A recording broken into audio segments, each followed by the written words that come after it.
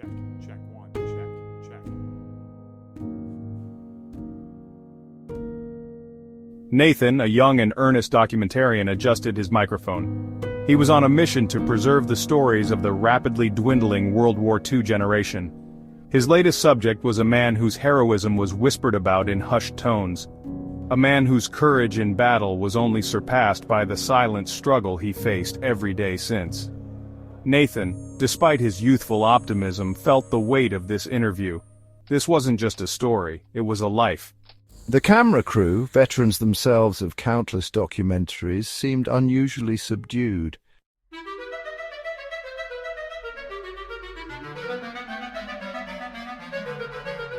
The veteran, a man known for his quiet strength, had enlisted as a teenager.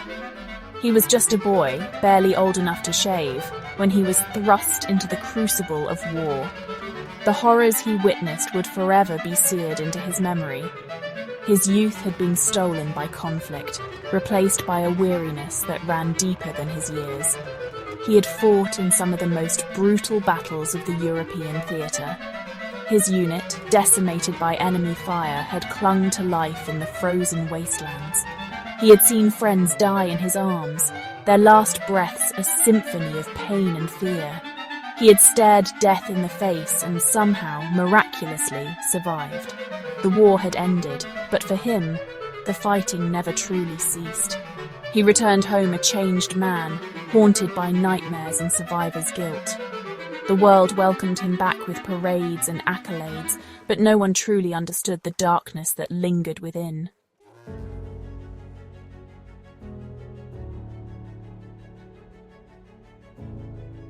A hush fell over the room as the veteran entered, his gait slow and measured. He moved with a weariness that transcended physical age. His eyes, though dimmed by time, still held a spark of the fire that had burned brightly on distant battlefields. He carried himself with quiet dignity, a testament to the battles he had fought and the demons he had faced. He settled into the chair with a sigh, his gaze distant, lost in the labyrinth of his memories. Thank you for agreeing to this, sir. It means a great deal to me and to future generations to hear your story. The veteran nodded slowly, his gaze fixed on a point beyond the wall, as if peering into the past. It's not an easy story to tell, son, he rasped, his voice a gravelly baritone, etched with the passage of time and the weight of unspoken memories. But it needs to be told, for the ones who never came back. For the ones who still fight their battles in the silence of their own minds.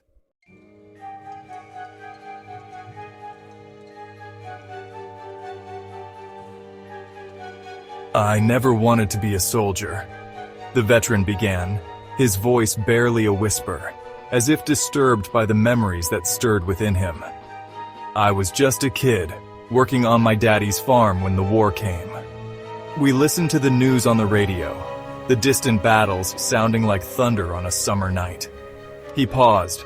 His calloused hands that had once held a plow, now trembled slightly, as if the weight of the past was too heavy to bear. Pearl Harbor changed everything, he continued, his voice cracking with emotion. Suddenly the war wasn't so distant anymore. It was real. It was personal. All the boys in town, we felt it. A call to duty, a need to protect our land, our families. He looked down at his hands, his fingers tracing the faded lines of old scars, stories etched in flesh and bone.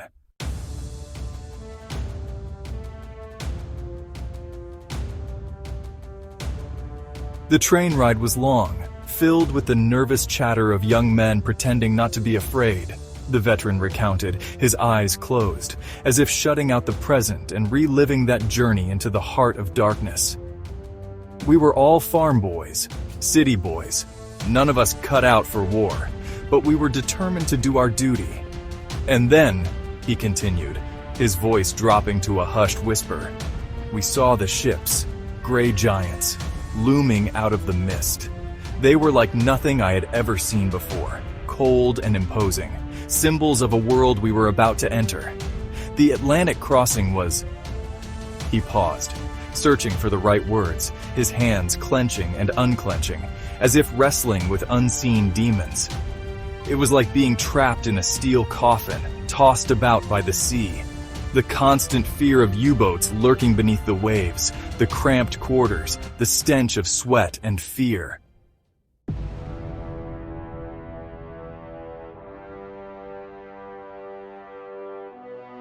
Landing on Normandy, the veteran began, his voice barely audible above the hum of the recording equipment. It was like stepping onto another planet. The air was thick with smoke and the stench of death. The beach, it was littered with bodies, men I had trained with, laughed with, now just gone. He shook his head as if trying to dislodge the image from his mind. The noise, he continued, his voice growing in intensity, the deafening roar of the guns, the screams of the wounded, the constant chatter of gunfire, it was chaos, pure and simple. He shut his eyes tightly, his body trembling as if he were back on that blood-soaked beach, the echoes of war still ringing in his ears. "We were just boys," the veteran whispered, his voice filled with a profound sadness, thrown into a meat grinder, fighting for every inch of ground, every breath.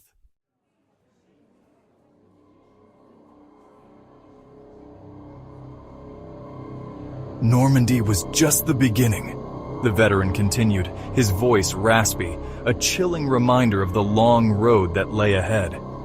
We pushed inland, fighting our way through hedgerows, these thick walls of earth and vegetation, perfect hiding places for the enemy. He ran a hand through his thinning hair, the memories of those claustrophobic battles etched into his very being. "You couldn't see the enemy," he went on, his voice dropping to a whisper, as if sharing a terrible secret. "They could be anywhere, everywhere.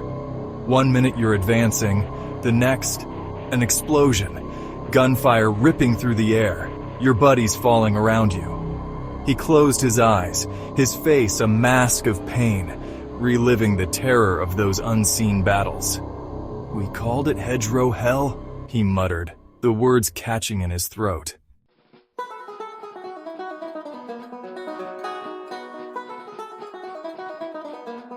We were lucky. We had each other. We relied on each other, looked out for each other, kept each other sane. We were more than just soldiers. We were brothers. There was this one boy, Tommy his name was. He was from Iowa, a farm boy like me. He had this infectious laugh, could brighten even the darkest of days.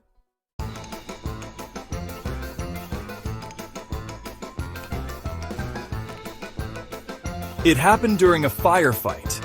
We were pinned down, taking heavy fire, couldn't move an inch. Tommy, he saw one of our boys lying wounded out in the open, a sitting duck. He didn't even hesitate, just jumped up, ran out there under a hail of bullets, dragged the kid back to safety. He saved the kid's life. But it cost him his own. A sniper got him in the chest.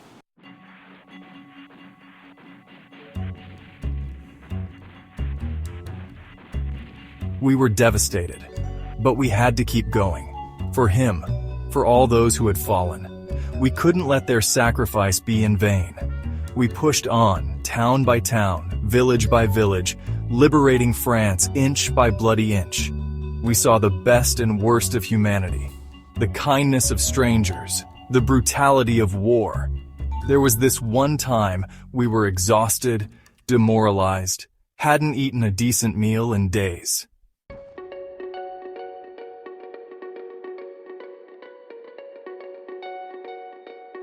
But the war wasn't over yet, the veteran said, his voice hardening, the brief respite over. We knew we had a long way to go, a lot more fighting ahead. He looked down at his hands, his fingers tracing the faded lines of old scars, each one a testament to the battles he had fought. We pushed on through France, into Belgium, then Holland. He continued, his voice a steady drumbeat, marking the relentless advance of the Allied forces. Each victory came at a cost. We lost more good men, saw things that no one should ever have to see. The winter was the worst, he said, his voice dropping to a whisper, as if the cold still seeped into his bones. Freezing rain, biting wind, snow that turned the battlefield into a frozen wasteland.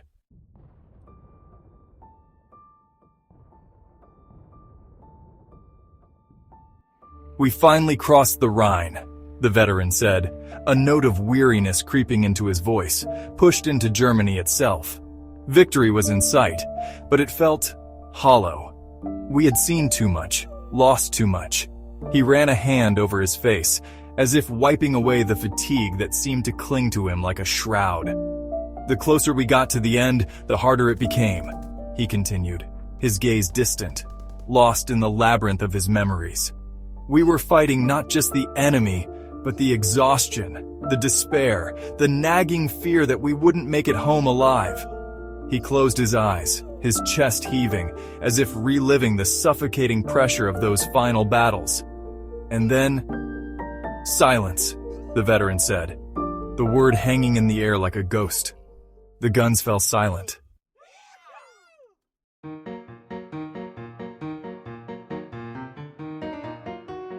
"Coming home," the veteran said, his voice barely a whisper. It was strange. One day you're surrounded by death and destruction. The next, you're on a ship, sailing towards a world that feels both familiar and alien. He stared out the window, his eyes reflecting a deep-seated sadness. "People were happy to see us, of course," he continued, his voice laced with a hint of bitterness. "Parades, celebrations, everyone telling us we were heroes, but they didn't understand, couldn't understand." He shook his head as if trying to shake off the weight of those unwelcome accolades.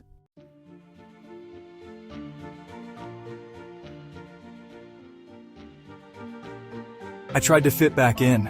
Got a job, got married, had kids, tried to be normal.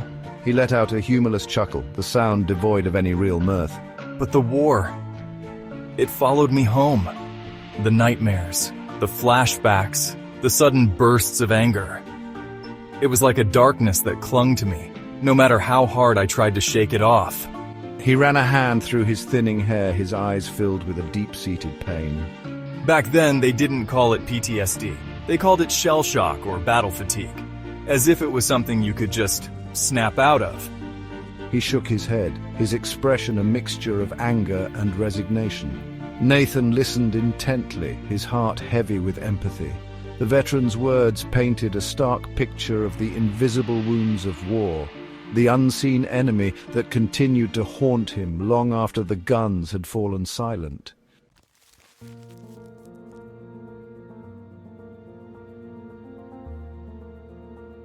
It affected everything. My work, my marriage, my relationship with my children. It was like I was living behind a wall, unable to truly connect with anyone. He looked down at his hands, his fingers tracing the lines on his palms, as if searching for answers in their familiar patterns. Loud noises would send me diving for cover. Crowds made me anxious. Sleep was impossible. Not with the nightmares. He shuddered, his eyes haunted by the memories that continued to plague him. I felt like a failure, a burden to my family, a danger to myself. I even contemplated ending it all. He paused, his gaze distant, lost in the dark recesses of his memory. Nathan felt a lump forming in his throat, the weight of the veteran's confession settling heavily upon him. This was the hidden cost of war, the invisible wounds that continued to bleed long after the battles had been won.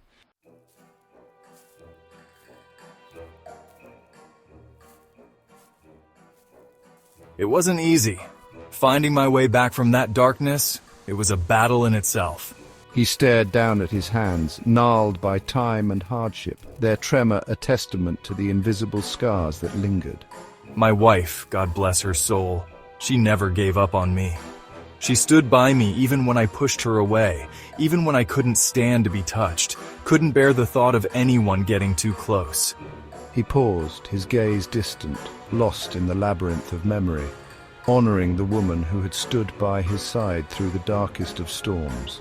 She helped me find a support group, other veterans, men who had seen and experienced the same horrors, who understood the demons that haunted my dreams. He looked up, a spark of gratitude igniting in his eyes. recognizing the lifeline that had been extended to him in his time of need. Talking about it, sharing our stories, it helped. It didn't erase the memories, but it made them bearable. It reminded me that I wasn't alone, that there were others who carried the same weight, the same invisible scars.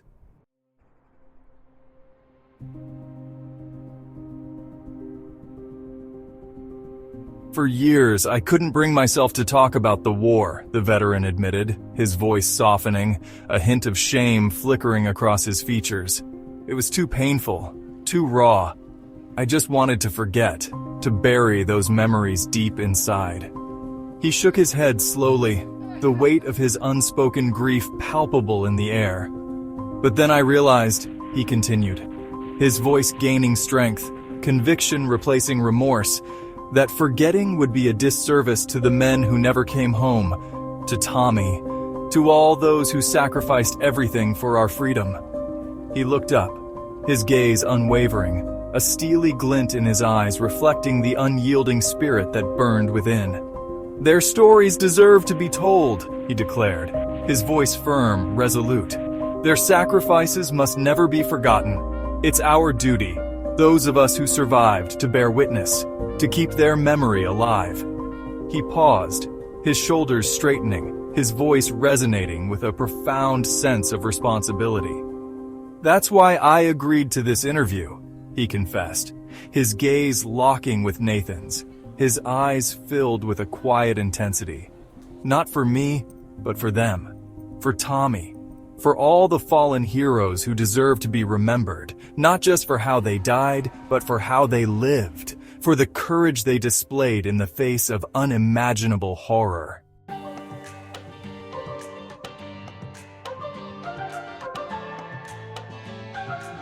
War is hell, the veteran stated, his voice devoid of melodrama, his words resonating with the simple, brutal truth gleaned from first-hand experience.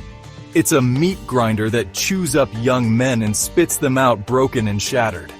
He closed his eyes, his face etched with a lifetime of pain. If I could say one thing to future generations, he began, his voice hoarse with emotion, it would be this: cherish peace, fight for it, protect it, never take it for granted. He paused, letting the weight of his words sink in. War should always be the last resort, he continued, his voice gaining strength. Diplomacy, understanding, compassion, these are the weapons we should be wielding, not guns and bombs and hate.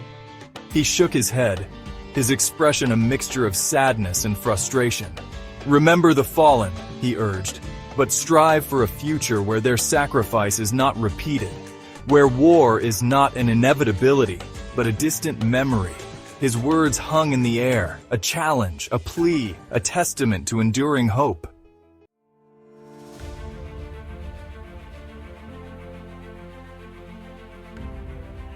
Nathan, deeply moved by the veteran's words, sat in respectful silence, allowing the weight of the interview to settle upon him.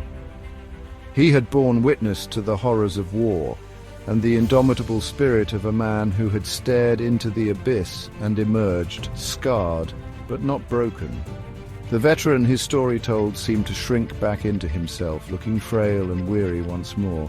Yet there was a sense of peace about him, a quiet dignity that transcended his experiences.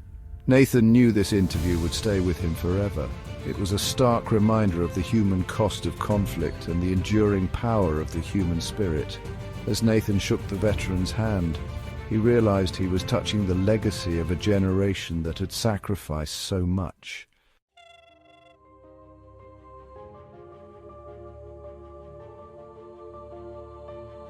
The interview concluded, the weight of the veteran's words lingering in the air like ghosts of battles fought and lives lost. Nathan, his youthful optimism tempered, removed his headphones, the silence amplifying the emotional resonance. He embarked on this project to preserve history, but realized he had received a profound gift. Rising slowly, his movements mirrored the veteran's measured gait. Extending a hand, Nathan felt a surge of gratitude for the sacrifices made. "Sir," he began, "words can't express how much I appreciate you sharing your story. Your willingness to relive those memories is an act of immense bravery." The veteran, his face etched with memories, nodded slowly, accepting Nathan's gratitude. "It was my duty, son," he rasped, his voice gruff, yet softened by melancholy. "For Tommy, for all the boys who never got the chance to grow old." He paused, his gaze drifting towards the window, as if peering into a past filled with ghosts. Nathan watched as a single tear traced a path down the veteran's cheek, a testament to enduring pain. The veteran's story, like countless others, would continue to resonate, a reminder of the human cost of conflict.